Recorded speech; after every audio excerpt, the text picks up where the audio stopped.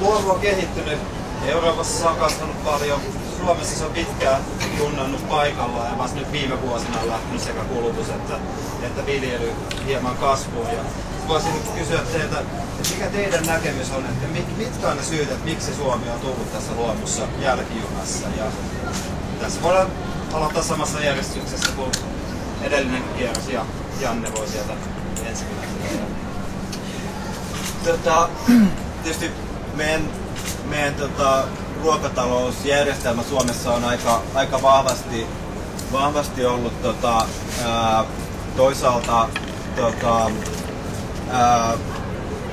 keskusliitteiden, elintarviketeollisuuden intressien ja toimintatapojen sanelemaa ja sitten sellaisen maatalouspolitiikan sanelemaa, jossa keskeistä on ollut ikään kuin aluepoliittiset tavoitteet ja sinänsä tietysti ihan oikeutetusti sen niin kuin viljelijäväestön ikään kuin sosiaalisen aseman ylläpitäminen, mutta tavallaan sitten niin kuin maatalouden ruoantuotannon tavallaan tämmöinen niin kuin enemmän toisaalta kuluttajan markkinoiden toiveisiin perustuva suuntautuminen ja sitten toisaalta tavallaan tällaisten niin kuin julkishyödykkeiden niin kuin maiseman ja puhtaan ympäristön tuottaminen niin on tullut vasta vähän myöhemmin ja ehkä Suomessa verrattuna muihin eurooppalaisiin maihin tai teollistuneisiin maihin niin nimenomaan tämä niin kuin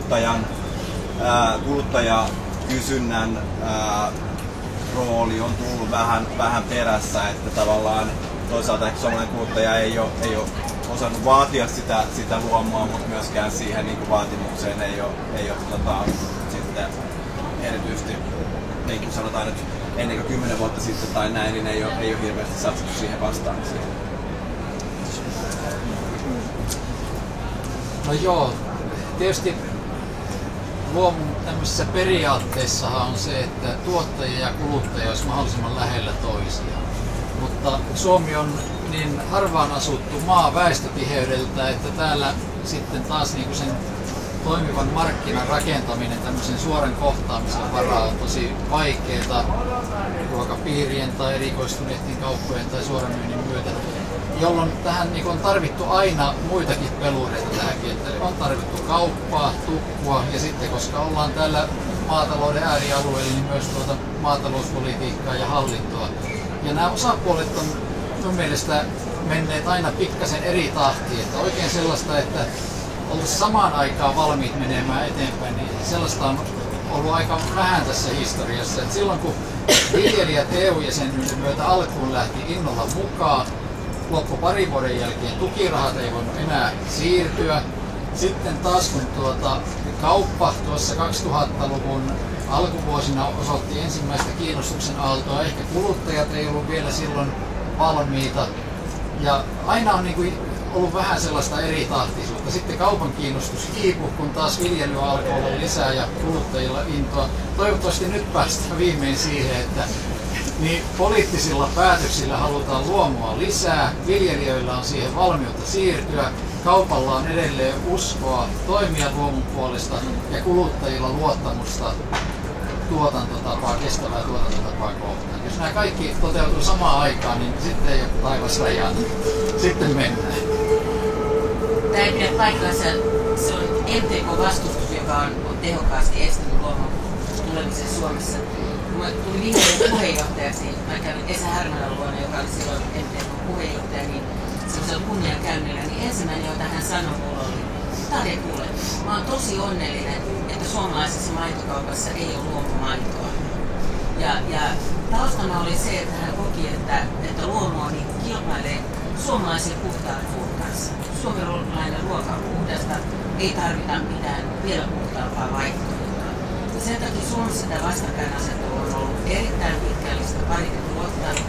Ja esimerkiksi siellä on ollut luomuvaliokunta MTK:ssa, mutta se on taistellut tuulimyllyjä vastaan, jopa niin, että toisen vuoden niin luomuvaliokunnan puheenjohtaja mielessä erota, koska MTK:ssa oli niin tehokas vastustus luomuun. Se on kaikilla tasoilla, se on poliittisella ja sitten se on vielä virkamiestasolla. Nyt se on hiukan muuttunut. Nyt Antti Sierra vähän sanoi, että ei ole asettunut mitään vastakkain. Kyllä se saa kehittyä.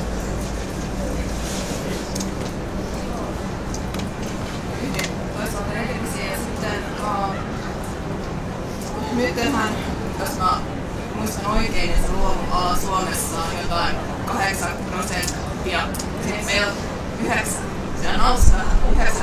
peltoalasta, mutta kuitenkin jos ajatellaan niitä tuotteita, niin aika iso osa tuotteista, niin, siis ei ole kovin iso osa tuotteista kuitenkin, mitä on markkinoilla, että osa menee sitten sillä tavalla, että tuotetaan luomurehua, mutta ne syötetään karjalle, joka ei ole sit luomussa, ja sitten ei tule niitä niinku kotieläintuotteita ja muuta. Ja nythän kuitenkin on tämmöinen kansallinen tavoite, että 2020 20% peltoalasta olisi luomussa. Ja kysyisin ehkä seuraavalta, että mitä nyt kun MMM ehkä ei ole, jos mä nyt saan sanoa, niin takavuosina hirveästi edistänyt luomua, että miten nyt sitten katsotaan ja edistää varsinkin tätä luomua nyt, että tämä tavoite sitten toteutuu myös siinä mielessä, että tulisi tarpeeksi tukea siihen, että luomutuen taso olisi tarpeeksi korkea ja niin poispäin. Kyllä mä näkisin, että aikaisemmin, että luomuhan on ollut tulossa jo monta kertaa. Välillä on tuotantoa, mutta ei ole kysyntää ollut kysyntää, niin ei ollut sitä tuotantoa. Nyt on tosi otollinen aihe luomulle, koska kiinnostusta on sekä tuottajapuolella ja kuluttajat on tosi kiinnostuneita siitä, että mistä se ruoka tulee ja miten se on tehty. Ja tällä kertaa on sellainen etu myöskin, että poliittiset päättäjät ja hallinto on katsoneet, että luomu on valtioittava vaihtoehto. Ja enää semmoista hallitusaikaa ei nyt valtaista tai asettelua ole. Me ei haluta asettaa luomuja tavallisesta vastaan. Monella tavalla oma osansa ja kumpikin voi oppia toistaan paljon. Ja hallinto haluaa toteuttaa sitä hallituksen luomualan kehitysohjelmaa ja me on katsottu kaikki työkalut, mitä meillä on. Meillähän on valmistelua lainsäädäntöä, meillä on erilaisia tukijärjestelmiä, on valtionapuja järjestelyjä ja merenjärjestelmistoimia. Järjestelmiä voidaan säätää sellaiseen malliin, että ne palvelisi luomua. Joku investointi tuet, eihän niitä voi osoittaa pelkästään luomulle, mutta ne muokataan sillä tavalla, että ne hyödyttäisi mahdollisimman paljon luomua. Ja tavoite on tosiaan se 20% peltoalasta, mutta sehän ei riitä tietenkään, vaan tärkeää on se, että saataisiin kaikki luomuna tuotettu myös markkinoilla luomaan. Ja siinä on kyllä tosi paljon. Suomen nykytilanteeseen, niin ehkä edelleen vielä on vähän töitä tehtävänä siinä, että ihmiset ymmärtäisivät, mitä se luomu on. Eli jollekin se voi olla sellainen ikään kuin, että se on nyt pop tällä hetkellä ja joku tällainen kivistelyjuttu, mutta ikään kuin sitä, mitä siihen oikeasti tarkoittaa. Eli edelleen väittäisin, että tarvitaan lisää tiedotustyötä ja rautalaidasta vääntämistä, mistä oikeasti onkaan kysymys. Mutta toisaalta ehkä tällä hetkellä, minkä takia nyt varmaan niin sitä kysyntää on ainakin suurimmassa osassa ja ainakin isommissa kaupungeissa tapahtunut, niin on varmaan se, että tällä hetkellä ruokakulttuuri, ruoan tekeminen on loppu. Eli ihmiset on kiinnostuneet siitä, mitä ne pistää suuhunsa. Ja se on trendikästä tehdä luomuruokaa. Ja tämän ainakin näkisin niin vilpittömän hyvänä mahdollisuutena myöskin nostaa ihan aidosti myöskin poliittiseen keskusteluun ja saada ne kaikki eri palikot menemään samassa tahdissa niin, että sitä muutosta saataisiin aikaiseksi. Ja sitten ehkä toinen, mikä kiinnostaa myöskin ihmisiä, on paikallisuus. Eli ollaan kiinnostuneita siitä omasta elinympäristöstä, siitä mitä siitä tapahtuu. Ja muihin tällaisiin. Nämä on sellaisia hyviä välineitä, jotka ehkä pitäisi ottaa käyttöön tietoisemmin.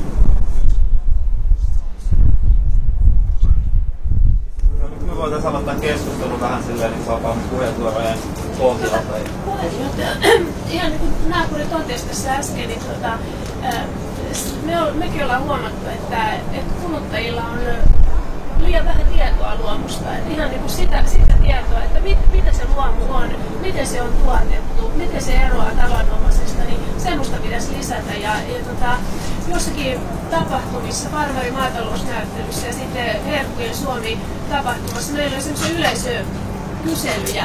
Ja kyllä se on niin ihan selvää, että jos nyt luomumerkkejä ei tunneta, että kyllä niin tietoa pitäisi tuotteille saada lisää. Ehkä tuosta kysymys tähän, että minkä takia Tanskassa on luomua niin paljon kymmenkertaisesti Suomessa ja Tanska on niin asettanut politiikakseen oikein tulla maailman ykkösmaaksi, mikä se tänä päivänä onkin. Niin siinä on ollut kaksi sellaista tekijää. Yksi oli se, että hirveän nopeasti tämä vastakkainasettelu Tanskassa loppui tämän tavanomaisen ja luomutuotannon välillä, että vuonna 1990 niin hallitus ja ministeri otti sen kannan, että on kaksi eri rinnakkaista tapaa tuottaa ja ne on molemmat hyviä ja molempia tuottaa.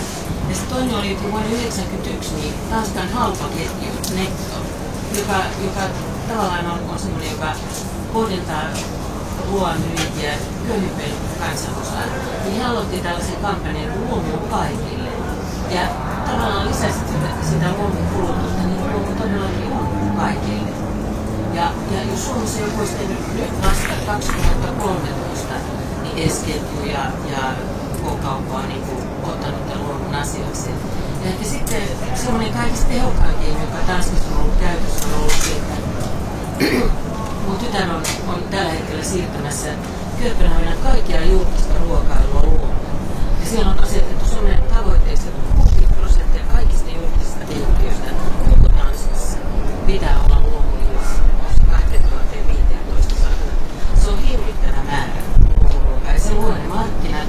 Ja sitten ne on vielä tehneet sen sillä lailla, että se on samalla budjetilla. Ei lisätä ollenkaan ruokaa, mutta jätteitä vähentämällä päästään siihen, että jos 20% vähentää jätteitä, niin on 20% enemmän rahaa ruokaan budjettiin. Ja sitä kautta ollaan nyt menossa. Ja nyt Suomessa mun mielestä aika hitaasti on nämä suurkeittiöiden käyttö lisääntynyt. Ja se on hirveän tärkeää, että suurkeittiö on se ensimmäinen, julkiset keittiöt on se ensimmäinen, joka lähtee. Ensinnäkin, koska niihin voidaan vaikuttaa. Ja toiseksi, että silloin saadaan se kysyntä lisääntyä. Ihan viimeinen kommentti haastattiin suurkeittiössä Mikkelissä, joka on siirtynyt luomutuotantoon ja sanoi, että on ihan hirveetä olla tämmöinen luomusuurkeittiö, kun heidän piti tehdä 800 ihmiselle tämmöistä luomukiusausta, lohikiusausta, niin heidän täytyy käyttää kermaa 2 desin näissä purkeissa. Ja heillä oli niin kuin koko keittiö täynnä 2 desin purkkeja. Niin mun mielestä se on niin tällaisia rakenteellisia ongelmia, jotka on täysin absurdeja. Mutta niitä rakenteellisia ongelmia tulee lisää, jos katsotaan Helsingin kokoista kaupunkia, jossa on suurkeittiö, kaupungin omistama suurkeittiö. Mä käytiin tämä keskustelu valtuustossa viime kaudella ja hinta koulun annoksen hinta on painettu niin alas, että se, joka sitten vielä työntää luomua siihen, se on aika kovassa rahoissa. Ja sitten me nähdään tilastoissa, että tämä kiihtyy edelleen suurkeittiöihin.